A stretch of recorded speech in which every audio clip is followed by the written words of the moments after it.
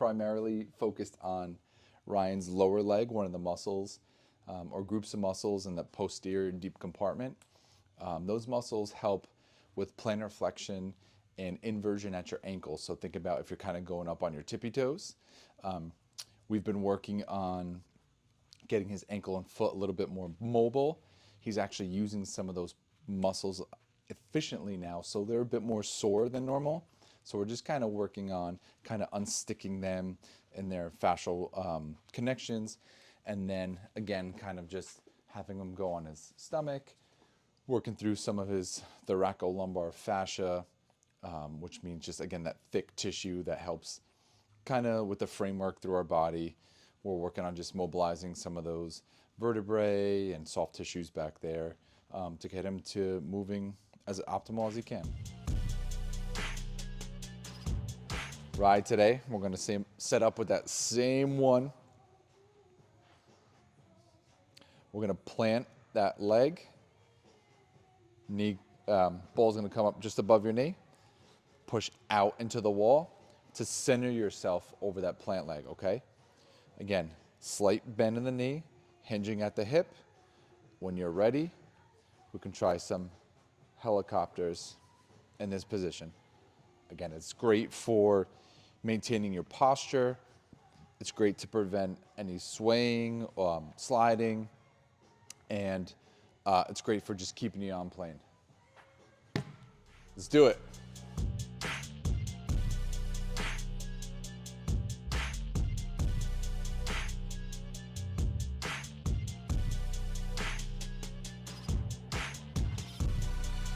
Like such a deep burn. It's deep burn. Deep burn.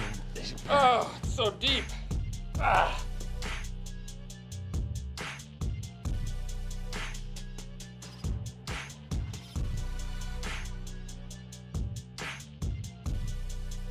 For this next one, we're going to put the pad over one hip. You're going to put the kettlebell right over your femur or the upper portion of your leg on that side. Okay? We're going to roll out into a tabletop position. Your phone's going to fall out of your pocket. Okay. Okay. That's important. That's an important. part of the drill. Okay. So the kettlebell's more on my right side. Left side is going to stay up. Doesn't have to be perfect as your right side drops down. So think like almost like backswing. Yeah. From there, you're going to slowly let that come down, and then you're going to explode your hip up. Okay? But we don't want to overextend because that's early extension. So what we want to do is be here and then push through the glute. Here.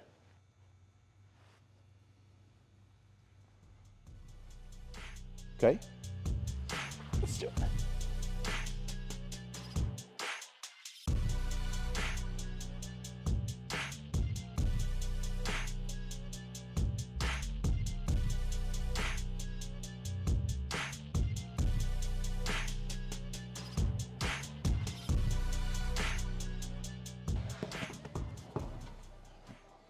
So for your next one, we're going to go palms down, feet about shoulder width apart. You're going to maintain the cables down here. We're going to come up on one leg, and what you're going to focus on is hip extension into hip flexion.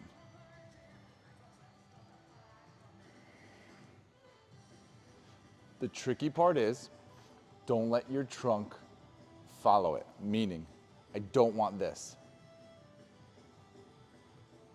Try and maintain that single leg stability as you rock your hip back, up and down.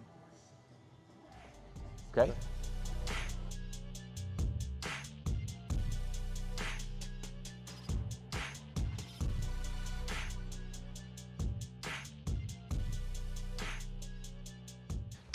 What we're gonna do next is we're going to pick a leg. We're going to do both. We're going to plant that leg. Opposite leg that is not your stance leg is going to help just support, maybe on your toes a little bit. Okay. Right by the heel, maybe like a couple inches in between, okay? What you're going to try and do is hinge at your hip right? Trying to maintain a flat back, a neutral back, and then you're gonna pull up, tucking that tailbone under you, okay? Down, pull up through the glute. We don't wanna hyperextend when we come up, right? Remember, we don't want that hyperextension, because what does that look like, right? Early extension. We don't want that, right? So we wanna hinge back here, and then we wanna pull up, and we wanna stay back. Stay back here, okay?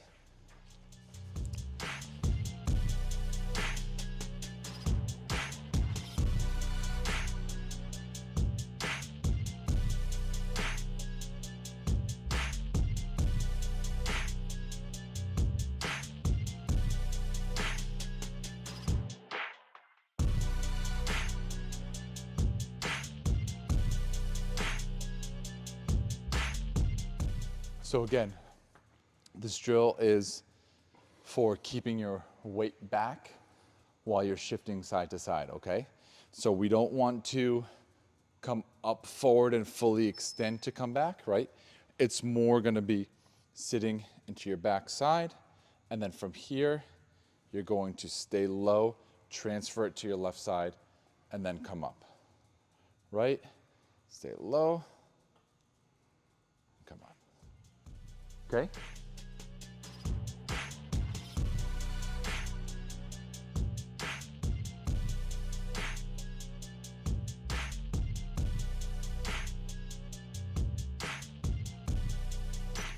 Okay, so if we put a stake right behind you, your pelvis is in contact with that stake the entire time. Okay. Early extenders get away from that stake. They come off. Or like the drill you'll see people do on the wall, right? Practice your swing, stay on the wall. That's a similar, it's doing that, but loading you a little bit to keep you back, feeling the ground, rather than putting just a wall behind you or a stake behind you. Okay. Good job, man. That's it. Oh, nice. That was it. My man. Good job, dude. Yeah. Ooh. I didn't know if there was another side. No, that was good. Yeah. Oh, good stuff today, bud. Yeah, man. This was good. Again, just like powerful, like that wall thing. I can't stand my hips. I know. Yeah, just weak. We knew for you again, maintaining your stability with that powerful driving force is difficult for you. Yeah. Right? You know, you played in sports, football. Not that those sports are just purely one-dimensional, but football especially, you're kind of going north to south, right? Basketball's a little different, but if you're a bigger man, you're pretty much getting the ball inside and you're going to the hoop, right? Yeah. This is now you're taking power from the ground and trying to go that way with it. Yeah. Or really you're kind of going, you're driving your force is backwards a little bit. So this is like totally different for your brain, your body used to. Yeah. And a lot of times, again, those early extenders, like try to get their power to go that way because that's just what they're used to doing. Yeah. And so we're just trying to continue to keep you back rather than getting too close to the ball. Because as soon as you start to get closer, club comes off plane, you might try and compensate with your hands, casting, like we said, coming over the top, all those sort of things. Chicken winging to try and keep it. Scooping, all that stuff. That thing you mentioned last week about like jumping backwards with that hip, for whatever reason, like resonates for sure. Absolutely. A good one that I personally like to use is they call this the plug, charge your battery. Like so, if you're plugging in a lamp, if your socket is down, I'm plugged in, right? As you turn, you want to stay plugged in.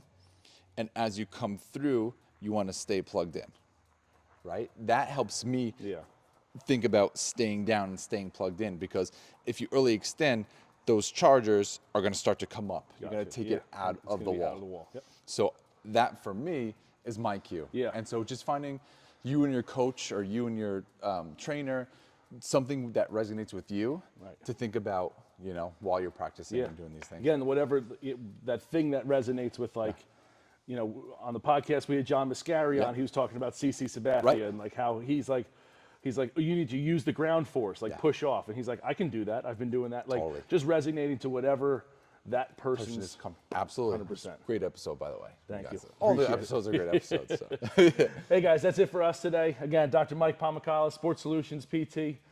Check him out on Instagram. Thanks for staying with us. Yeah. Episode 14 in the books. That's it. Then we go hit a couple balls now. And see I how like you that feel. idea. There we go. We'll see you next week. Good job, dude. You too, brother.